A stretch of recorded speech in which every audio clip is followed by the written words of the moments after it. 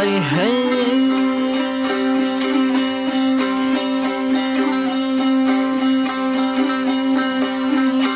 havar berle kazım gözüm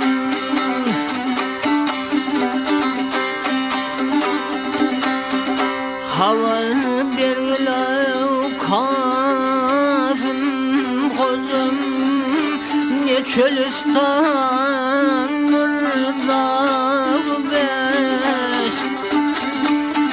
ağzını kırpmış var ne yılan ayağı beş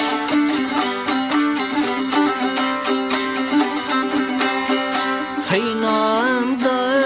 aşkımda var dilsiz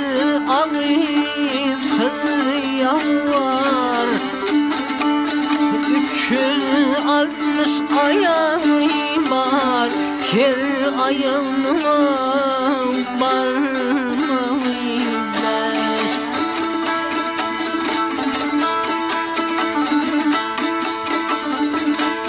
Ağnama tadrey harzi densin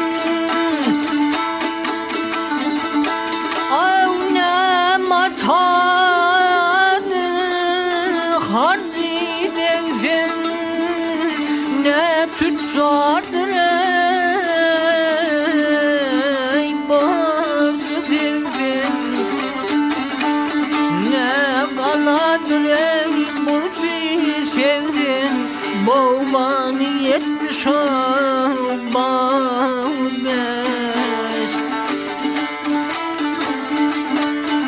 karanlık dünyada elim yığılmış at bir göynecim her ata yığılmış adam her ayzınıma yaraymış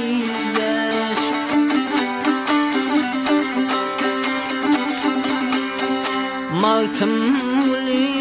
dirnin alan nevun yazılmış ne divan Şehir vavtidun keyvan Karası kırpma ağbeş